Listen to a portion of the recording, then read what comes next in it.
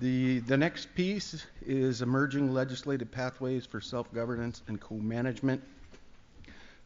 Presenters are going to be Matt Hill, Colleen Rossier, and Sara Clark. Before we have you guys step up here, get at the table, if you don't know about Matt, this is Matt. Matt, Matt serves as an information specialist and federal lobbyist to the Intertribal Timber Council. He previously worked in the United States Senate for 10 years, focusing on tribal and forest management issues for Senator Gordon Smith. Matt's a graduate of Georgetown University School of Foreign Science. He currently resides in his hometown of Glide, Oregon. And for the record, I always like Matt's presentations. He does them so good.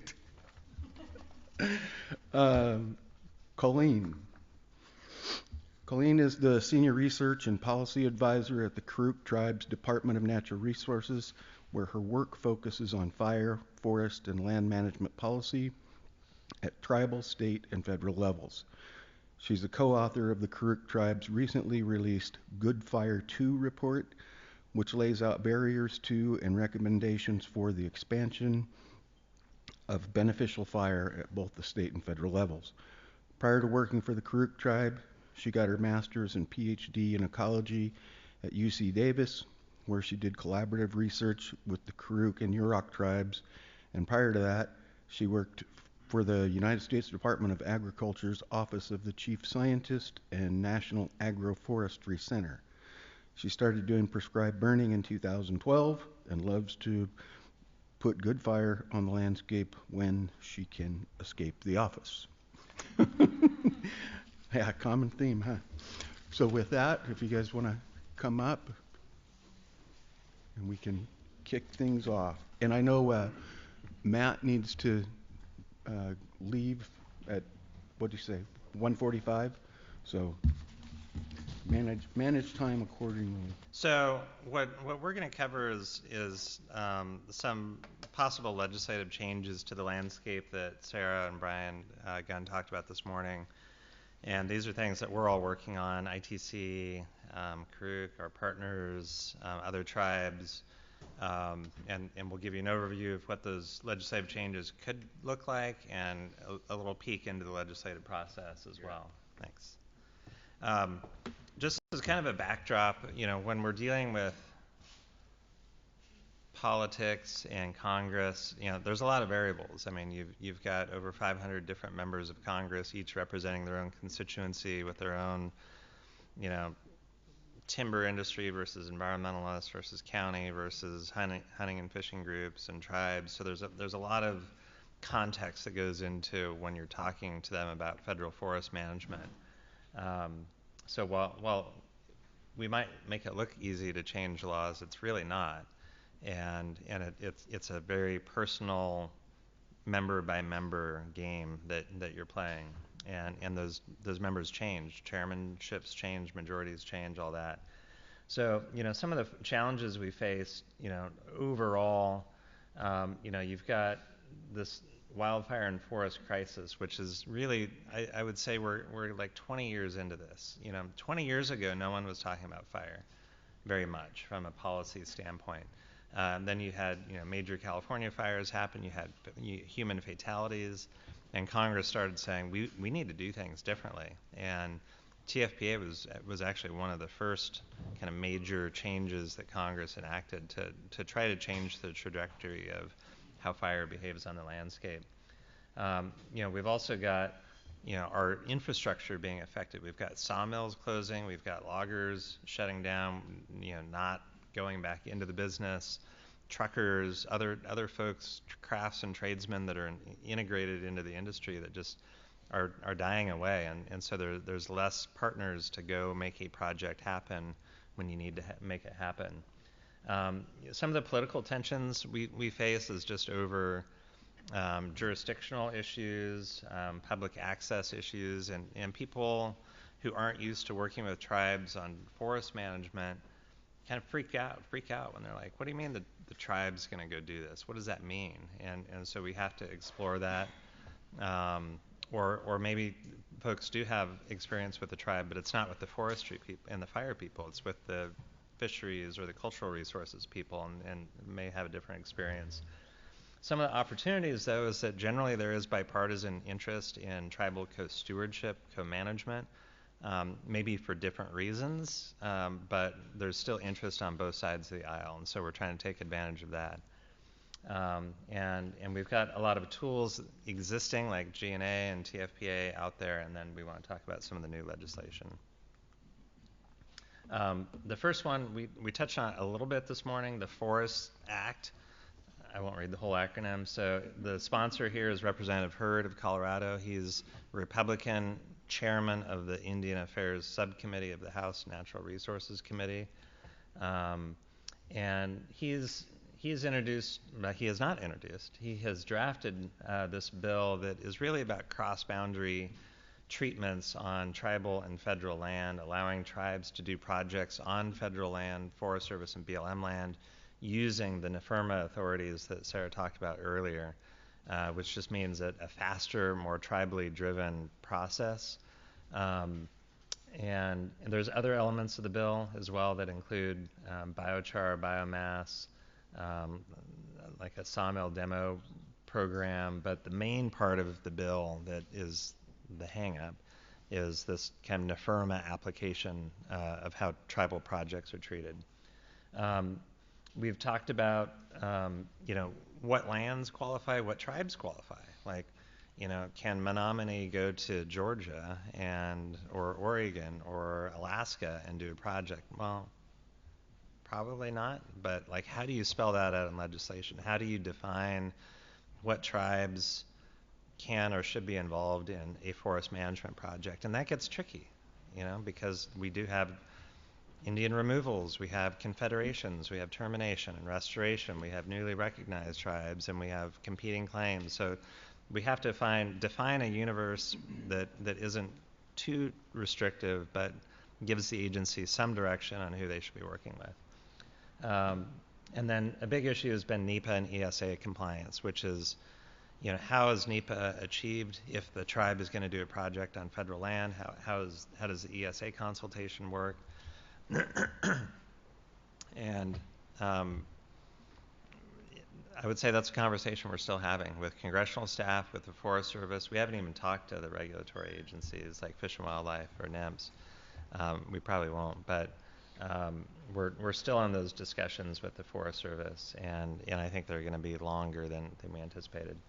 And then some safeguards in terms of, does the public still have access if a tribe is doing a project? Yes, those types of questions. Are there existing rights, like reciprocal rights of way on roads, those types of things?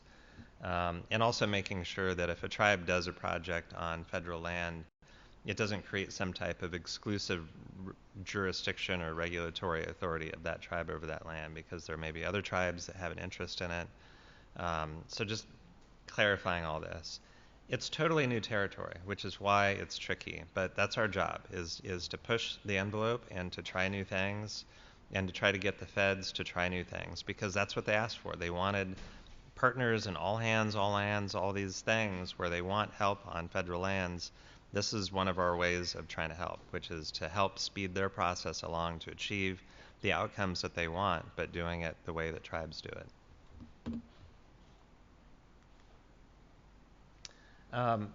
As I said, the bill still hasn't been introduced. We're still working with the committee on it. There's no Senate companion legislation. There's a lot of questions about the different authorities and complexity of authorities and who has jurisdiction. I'm not going to go through all of it. These are all like issues that have been raised by the agencies because it is different and it's a change in the way they do business, and that's can be uncomfortable sometimes.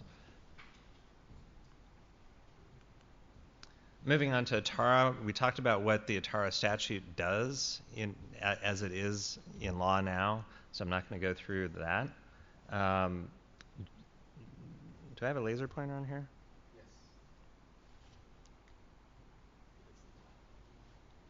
Yes. Where's my lightsaber sounds? Well, I'll just point out. So, as everyone says, this authority expires in a week. So we're hopeful that the department is going to administratively extend it, which the statute allows the Secretary of the Interior to do that. So fingers crossed, knock on wood, all that.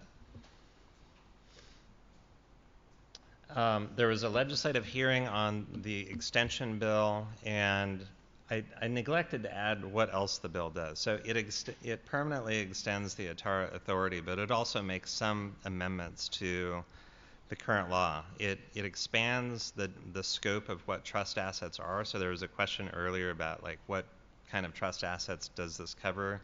So right now it's timber and surface leasing. It would also include such things as trust lands, broader natural resources definition, trust funds, other assets held in trust by the federal government. I'm not even going to bring up carbon. That's just like an ongoing question of how that gets treated. That's another work. That's in the other building. They're talking about carbon. The bill would streamline and expand participation. So instead of just having a demonstration project, this becomes a permanent authority. So it gives tribes more confidence that this thing is going to be around for a while. One thing I'd like to have it do is clarify that, you know, once you get an approved plan, it's kind of forever. It's not for the life of whatever extended period of time ATARA is operating under. Those are some of the things. So there are improvements to how the program works. It's not simply an extension of the existing program. So like I said, there's also no Senate companion legislation here. ITC has sent a letter to the department asking for secretarial extension of it, which we think is going to be approved. So I think we're in a good place in terms of administrative extension. Can you please explain what Senate companion legislation? Oh, I'm sorry. So it's a House bill now, but there's no Senate bill. And you don't need a Senate bill. It's nice to have one, but it just means that when the House bill moves, it gets passed out of the House and then it goes over to the Senate, and then it has to have its own hearing and go through its own process, as opposed to if you had a Senate bill that was identical, you could be doing the same thing, going through the process, and then it's faster to kind of move whichever bill goes first. That's Tim Bredenberg from Karuk testifying at the ATARA hearing. And I have to say, I'm not tooting our own horn, but ITC and our friends and family, we're the only ones testifying at any forestry hearings in the House Natural Resources Committee, which is great. That's exactly what we want. I mean, we are the go-to resource to talk about these things, and it's really been good to see that and to see members of Congress learn from ITC and our member tribes and partners. So it's really been a good relationship development. There's Mr. Tripp. Dr. Tripp. Well, it says Mr. Tripp. His card's wrong. I think it needs before. Oh, okay. I'll use AI to correct it for future use. So moving on, Representative Huffman, who's the ranking member, which means the highest ranking Democrat on the committee, he wrote and introduced. Is this yours? Yeah. Did we switch? Okay, yeah. I forgot we divvied up the slides a little bit. Nope. I have no more thoughts. I should have just let him continue talking. You already heard from me, but then I would have just been sitting up here awkwardly. So I'll go really quick on this one, the Tribal Self-Determination and Co-Management and Forestry Act. You all heard a little bit about it earlier today, but to add some backstory. So the Wildland Fire Mitigation and Management Commission was a bipartisan kind of blue ribbon commission that looked at the wildfire crisis, came up with a bunch of recommendations. And one of the recommendations was looking at the distinction between the co-management authorities available to DOI agencies and the co-management authorities available to the Forest Service. And in particular, picking up on that distinction I talked about earlier between the full suite of ISDEA authorities that DOI agencies have versus the more limited TFPA 638 authorities. And so the Wildfire Mitigation and Management Commission had a recommendation to actually expand the USDA and Forest Service co-management authorities. That came out of the commission with full unanimous support From there, the USDA actually picked up that recommendation and put out a framing paper in 2024 that said, this is what we think co-management legislation for the Forest Service should look like. And the Representative Huffman, first it was Grijalva, and then Huffman picked it up and said, we would like to work on that, and that's what has become this bill. It's been a long road on it, in part because it's currently being sponsored by the minority, and so there's been some back and forth discussion about whether this could move with the Forest Act as being complementary, but as Matt talked about it, the Forest Act is also caught up.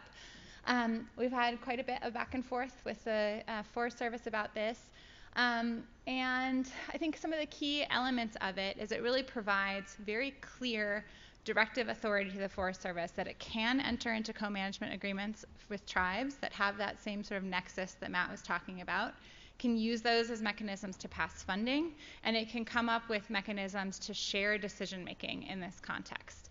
And so for that reason, it really could unlock some ideally flexible and easy to use types of authorities for tribes wanting to work with their Forest Service partners. We've also been talking about ways to potentially do the work of expanding the ISDEA authority to a broad suite of Forest Service programs, and that conversation is in progress. So there's some language in the current draft that relates to it. There's more work that is necessary on it. But as Matt said, this is kind of on hold right now. I think we'll really wait and see what happens with the House come November.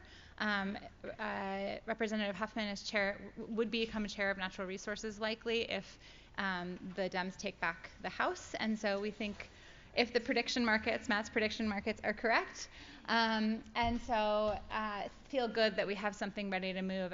As Matt said, ITC works with both sides of the aisle, and I think that these two bills are a really good showing of how that has happened. So here's just a little bit more about some of the work that it does. Also note right now it has a big section on DOI and requiring the development of these tribal co-management plans. In some ways this is kind of a legislative hook to make sure it's stayed in the right committee. This planning process, though, does contain some really important pieces, and it's the third bullet point down, about mandating culturally appropriate training for DOI employees on Indigenous knowledge, tribal history, federal trust responsibility that we think is quite important. And with that, I found the laser. This is the specifics about the actual co-management agreements. There's a requirement to hit a minimum of them, so it's not just a new authority, but something that they actually have to use. There's discussions about what kind of activities are eligible. We want this to be focused on forest management, but also include things like recreation, research, cultural heritage programs.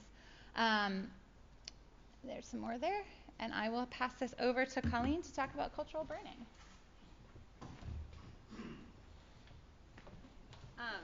Just before I talk about cultural burning, I did want to give a shout out because we were talking about ITARA earlier, and in both the Forest Act at one point in its iterative life, which it's not currently a part of, but themes from ITARA essentially have made their way into both of these pieces of legislation. There currently are still provisions in HR 3444 that would enable exempting from certain statutes, which is taken from ITARA, and really we're wanting to see the themes from ITARA expanded off reservation lands and into broader ancestral territory and lands of territorial affiliation. So I did want to just mention that before I hop into the cultural burning piece. I think Sara did a great job framing the challenges around fire and enabling the accommodation of tribal cultural burning on federally administered lands. And so I work for the Karuk tribe. I will say that we were able to get a law passed in California called SB 310 back in 2024, and then we've been the first tribe to enter into an agreement subsequent to that law.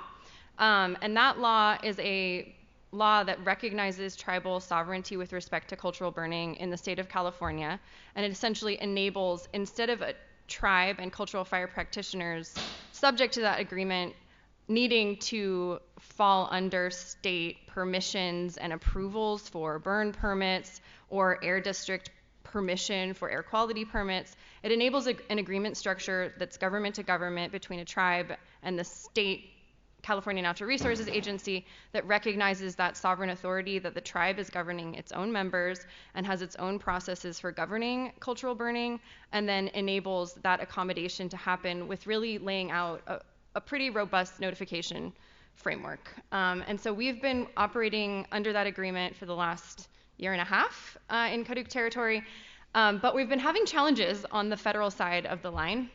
Though SB 310 did not say anything about the lands that it applies to, and thus we see it applying across the suite of land tenures, the Forest Service has not been able to figure out a pathway to really accommodate in a way that honors tribal sovereignty yet. We believe that there are already statutes like the Culture and Heritage Cooperation Authority that should give the Forest Service the authority and actually requires that they enable access to tribes and tribal members for carrying out traditional and cultural purposes as defined by the tribe. But working with our local line officers who are very well intentioned and really want to enable this, they have not been able to figure out that pathway, and it's not currently clear. So what we are working on in Congress, and it's early, this is also a bill that has not been introduced yet. We have one committed sponsor, and then we're looking for a Republican co-sponsor. We see this as a bipartisan effort, like a lot of tribal land management efforts. So I'll give a little bit more of a discussion of what this is, but this is really building on our experience with the state and the success that we've had in California and trying to take that to the federal level. So this would create a clear pathway, like I said, for federal land management agencies, and it's beyond Forest Service, so it's both Department of Ag and Department of Interior would be able to use this authority to accommodate tribal cultural burning on federally administered lands. The Wildland Fire Mitigation and Management Commission that Sara mentioned earlier, which was a bipartisan collaborative effort across 50 experts in the wildfire space that came up with 148 consensus-based, which is not easy, consensus-based recommendations on how to address the wildfire crisis. Recommendation number 16 says that Congress should acknowledge tribal cultural burning in federal law, ensure that it is not confused with prescribed fire, and grant agencies the authority to coordinate with tribes on the conduct of tribal cultural burning on federally administered lands. So we believe this bill is basically enacting recommendation 16 from the commission. And I don't know how to click. There we go. Okay. And so like I said, it uses an agreement mechanism that's similar to how we're doing it in SB 310.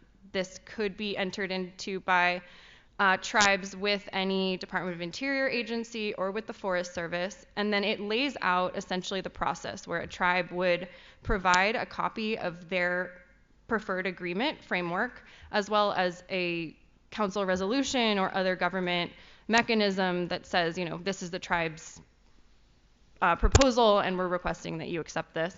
And then the bill itself lays out some of the required provisions that such an agreement would have, such as ensuring coordination around the location of where the burning would happen, burning purposes, notification processes, which, like I said, has been really a key central part to our SB 310 agreement and its success in California, and also coordination around response activities. It clarifies that no NEPA, Endangered Species Act, or other compliance is required for accommodation. This falls out. This is not a federal action. This is a tribal action, and thus it should not need to comply with those federal statutory authorities that really apply to federal actions. It's more of an accommodation framework. It also talks about liability. We've put forth our kind of ideal scenario, which includes Federal Tort Claims Act coverage for tribal employees or those falling under the agreement, just for the sole purposes of the cultural burning piece. It does not make them federal employees for any other purpose, and also requires the federal government to create some pathway for coverage in terms of the insurance piece. And that liability piece has been often the sticking point. So, you know, we expect there to be some negotiation around what this looks like, but wanted to just put it in the room. And if people have creative solutions that they've been operating. We do have a claims fund in California that was passed a couple years ago, and we do have our cultural fire practitioners able to include their burns under that coverage, which provides up to $2 million per burn. There have been no claims yet. It's been really successfully enabling a lot more beneficial fire in California, but we know not all states have this, though some are replicating it in their states. And then the bill also clarifies that no federal approval or compliance is necessary for cultural burning on Indian forest lands, trust lands. Currently, that is also an unclear aspect of the law. We believe tribes should be able to carry out their indigenous management practices on their own lands. So that's really what this is stating. So that's essentially what those bills are. Like we said, this is early. Certainly welcome other interested tribes who are wanting to do similar things on federally administered lands that are, we use the same terminology that is used in the Forest Act, like Matt was mentioning before, which is a principally relevant terminology to tie, what lands can a tribe say we want to be doing this on. We need to make sure that there is some connection there. So it's meant to be as broad a suite of possible kind of connections, but to be defensible to make that case. So welcome other tribes to reach out if you're reaching similar challenges or want to look at the language. We'd be happy to share and happy to work with you on it. And then this last slide is really an opportunity for all three of us to maybe state one opportunity or challenge that we're seeing that we want to speak into the room that maybe hasn't been spoken yet.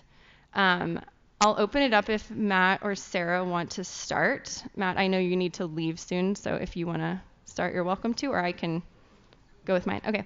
Well, I'd say one opportunity and challenge is for things like a number of these, we're seeing the opportunity to have both, a House bill and a Senate bill. And like Matt was saying, it's a lot easier when we can have these companion bills. It's better when we can have bipartisan support. And that often requires a pretty complex look at committee membership of House representatives and Senate and senators. And we at ITC have the wonderful strength of we have member tribes across the country. And so I think one of the challenges and opportunities I've been hoping, and I've really been hoping, talking about it here, could open up some more opportunities for collaboration so that we could move a little quicker, be asking our own local senators and representatives. They don't care necessarily. If they're not from California, they don't necessarily always care what us California tribes want them to do, but they do care what you want them to do when you're in their district. And so I think, the more that we can figure out ways to be communicating quickly and effectively, a lot of times the legislative process is really wonky in how it moves really fast, and then it'll move really slow and be silent for a number of months. So I'd love to figure out a better way to be communicating and making sure that we can be advocating collectively.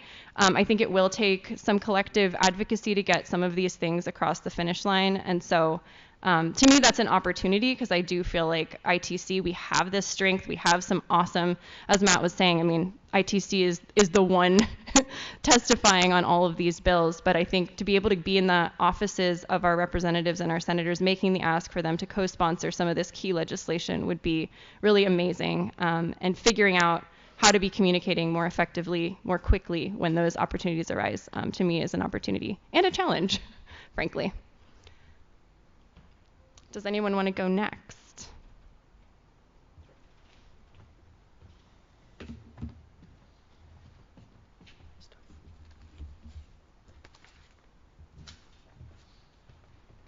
I think along the same line, I would just encourage all tribes to the extent it's appropriate for your practices and for your land, to try to build awareness in your community and particularly with congressional offices about good things you're doing out there. Because what we find is that there's kind of this baseline bipartisan support for tribal forest management, but it's very thin.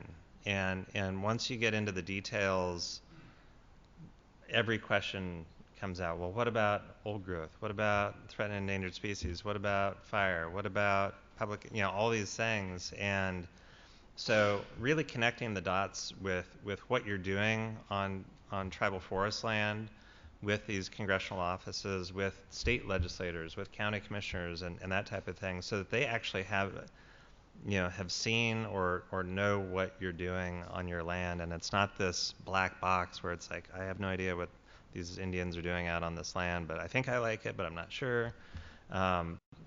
Please go show them. And some of the work ITC has been doing to highlight, you see all these videos playing everywhere here at the symposium. There's so many great stories to tell, and I mean, all tribal forestry is a good story to tell. Just please do it, and if you need help with resources or ideas about how to do that, please come to ITC.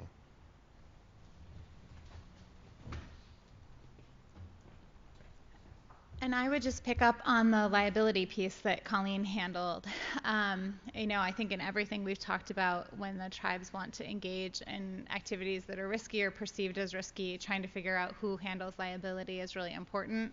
I think there's a story to be told about, especially in the fire context, that a lot of the risk stems from previous mismanagement by the federal government, and that tribes engaged in this work do have a public benefit that everyone should be sharing the risk on. And so I think the kind of ideas that Colleen was describing in our cultural burning bill about having the taxpayers at large handle that risk is the direction we should be going in, but that has not been where we have gotten answers. And I know for any of you that work in this space, how often it is the case that you have great ideas, everyone's supportive, and then it goes to OGC or the solicitor's office, and then it just dies.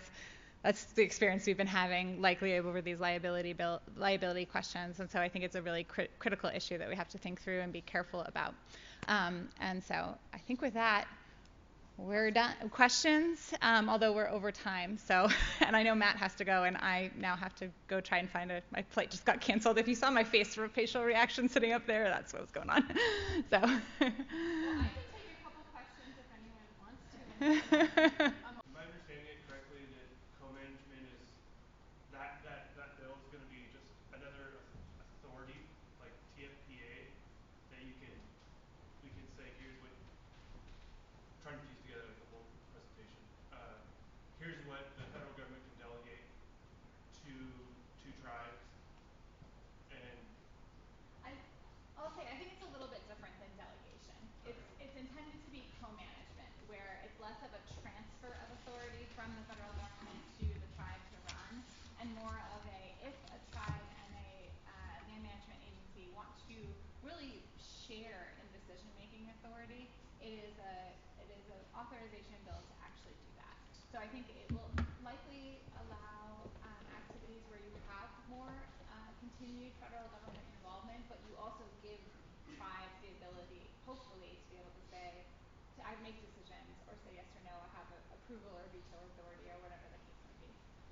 And I guess the other piece I'll say that hasn't like fully been realized in the Huffman bill, but has been an idea that's been discussed a lot in the context of the Huffman bill, is essentially kind of building out a Title IV type authority from ISDEA for the Forest Service, which would be more of like a compacting framework where a tribe could actually defer kind of bucket of co-management and take on program function services activities of the Forest Service to carry them out by the tribe. And that would be more programmatic than project-based, which TFPA has been primarily project-based authority. But at the base, what it's trying to do is create statutory language that you can point to and say, this is what it means. Because what we're dealing with is the Biden administration had all these directives and MOUs and orders about what co-stewardship, co-management means, but those go away, and they can be revoked by future presidents, they can be not followed, but if it's in statute, there's something you can point to that says, this is what it means, you're required to do this. And this is, as opposed to like right now, co-stewardship, co-management could mean anything. It's not defined anywhere. And if you have, like in Oregon, we've got, court-ordered co-management of fish, but that's part of a court settlement. Co-stewardship may mean something between two national forests, two different tribes on the same forest could have two totally different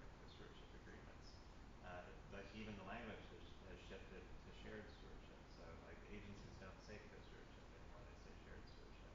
So this would explicitly put out in statute forever that you have that authority. Hi, my name is Sara. Thank you so much for the presentation. I have a question about the cultural bird agreements bill. Also, I work in California, so I've seen how that has worked there. So I guess I'd be curious if the liability claims fund kind of seems like a non-starter in the future for the federal government. Do you see any other pathways to, like, I don't know, get creative around that, especially if some tribes are operating in states where there might already be a fund, or I don't know, in some cases like philanthropy could step in and provide support, or what do you kind of like see as, are there any alternatives that you think would be worth exploring? Thanks. I mean, first thing, I don't think we've gotten to a place where like it's a non-starter. Yeah. I think it's a piece of the puzzle. Yeah. And I think, you know, for us, like we're wondering right now, honestly, like whether for a small demonstration burn of 1 acre, perhaps claims fund coverage will be sufficient. We haven't gotten far enough down that pathway to know, but that's something that we're gonna explore. I think for the broader framework, we are looking at, you know, what is the fuller suite of that, and I think we mentioned 2 potential pathways here. There are other pathways in terms of tribes taking out additional insurance policies. That's up to council decisions, and I'm going to let Sara take the rest of this because she's the legal expert on this. I'll say just one other idea that has certainly been discussed for like 10 years now, which is a national claims fund. So right now states are setting up their own, but having a national pool is, the larger the pool, the better it is for risk dispersion and having less like you have less money but cover more things. There has been in the National Prescribed Fire Act, which is a piece of legislation we haven't talked about today, but is a Senator Wyden sponsored bill. There's been a piece of that would look at setting up a national claims fund. I think bringing in philanthropic dollars, like if there's a mechanism to say philanthropy is interested in this, if the federal government sets it up, I think that could be a really nice public-private partnership type option here. And then I think the other piece is, yeah, individual tribes bringing their own insurance to the table, getting tribal councils comfortable with what that liability looks like, and then continuing to think about what exactly the liability standards are, so understanding the actual risk profile of doing fire. And hopefully the federal side will be willing to take some of the risk on as well, Yeah. given that it is in the public interest. Thanks. Jake Gibbs with Cow Creek. Is cultural birding defined? It's defined in California law. We have intentionally tried not to define it in federal law because tribes treat it so differently. Yeah. And we believe that tribes should be the ones defining it, not other entities. We have defined it in state law to enable the things that we can enable in state law, but we do believe that it should be resting with the tribes to define it. And so when pressed to define it in federal law, generally that's what we're trying to do, is defining the definitional space of like, hey, tribes define this, and generally it falls in line with their indigenous knowledge, practice, and belief systems and falls under tribal law. Thanks. So by default, the navigate that would be internally and externally. Yeah. And the way that the Karuk tribe defines like pretty clearly prescribed fire with cultural objectives that is using all of the prescribed fire